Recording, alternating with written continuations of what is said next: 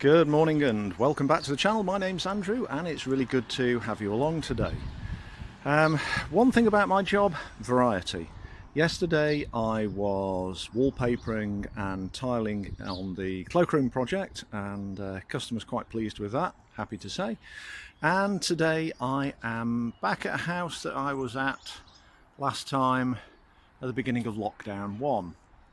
And what I did then was to remove that out of focus chimney that isn't there anymore. The house has since been sold and the new owners, a lovely couple, have asked me to take down that chimney. That one was terminated in the attic, I'll show you that in a bit, but this one is to go down to bedroom floor level. And so it's a little bit extra to be done there, and then plaster it, make it good, make it look just fine, so we can do that. The nice thing about this project is that I can have a scaffold tower, 7-metre platform height. I'm going to bolt it to the wall in 4 places, and I'm just waiting for that to be delivered. Should have been here an hour ago, which is rather irksome, but there we are. Yeah, it's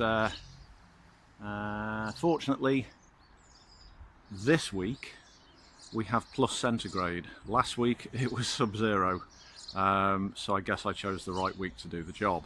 Let's go and have a look inside and see what I'm going to do there.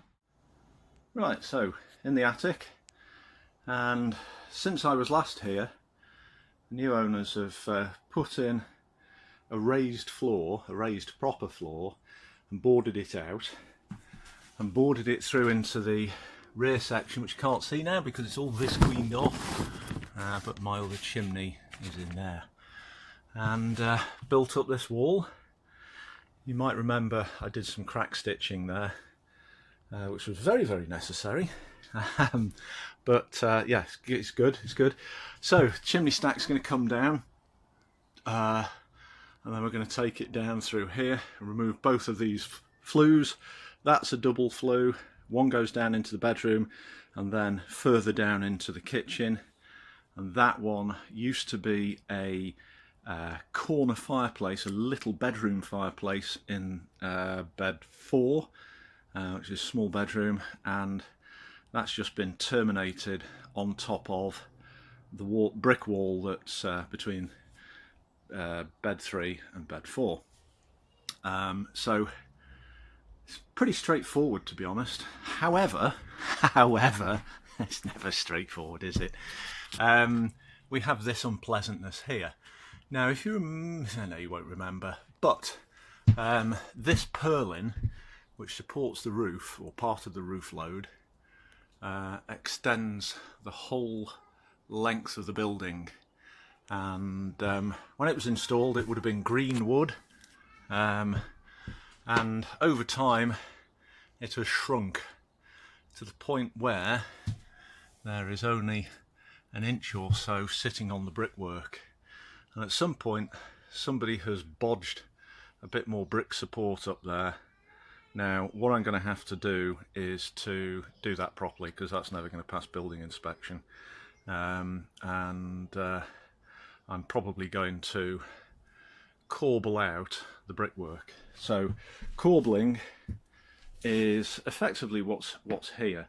So ignoring the spider web on my finger, you have one brick, and then the next brick layer above it steps out a bit further, and the next one steps out a bit further, and that's corbelling.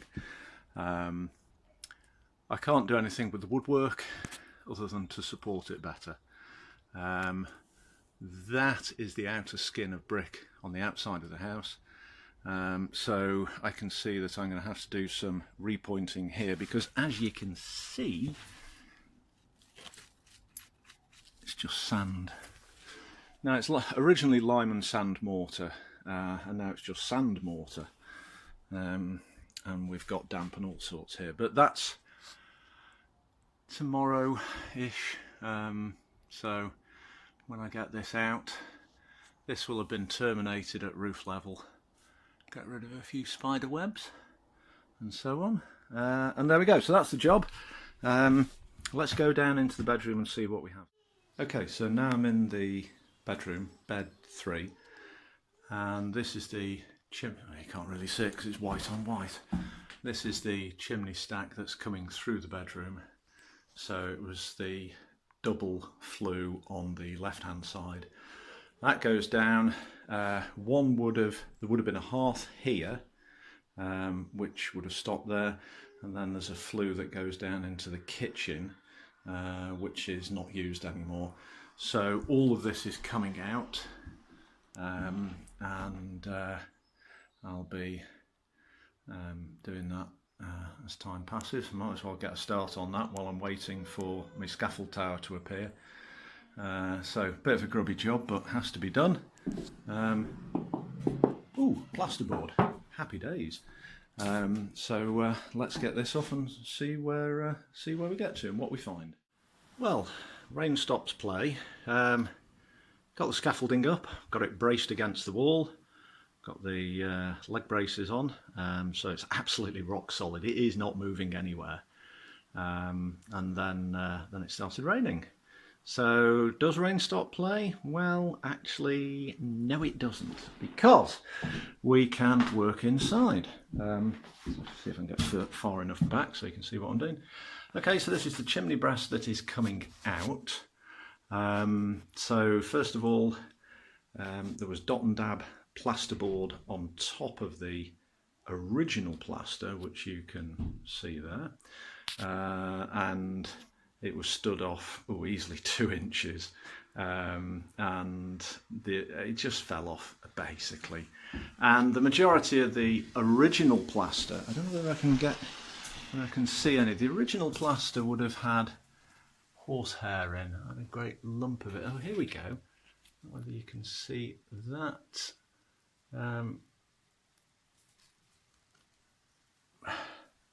That's, well, theoretically that's horsehair. Might not be. Feels a bit soft for horsehair, but there is some fibrous content in the mortar or the plaster, and then that will help bond it. You get that now in modern plasterboard.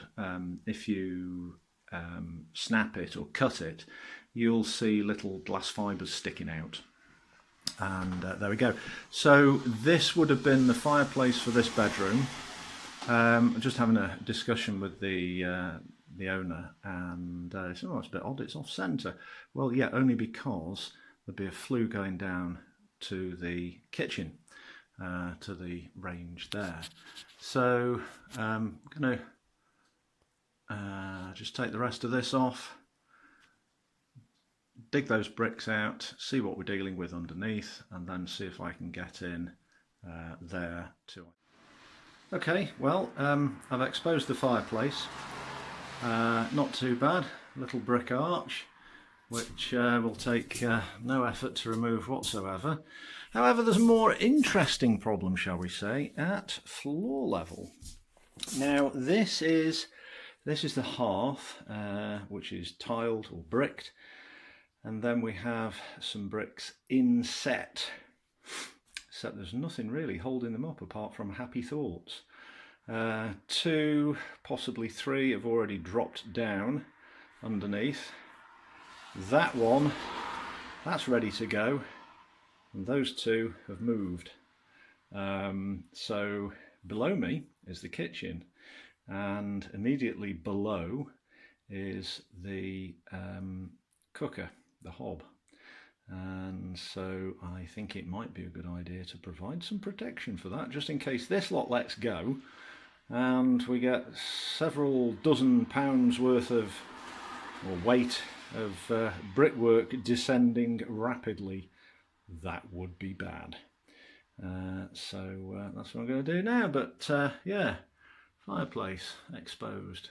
I have to say, actually, for the size of room, unless this was built in considerably, for the size of room, and it's what, 3.5 metres square. You imagine that fireplace, roaring fire. It's going to be melting the paint on the wall behind me. But last week that would have been necessary. This week, not so much. So that's where we are so far, just cleaning that out. Brickwork further up. What's the best word to use? Ropey. 1, 2, 3, 4. They're all loose. I could just lift them out now. Yeah, old walls, old buildings, old brickwork. It'll be a darn sight sturdier when I've put it all back. So that wall there is the external wall, so the other side of that brick is outside. So I'm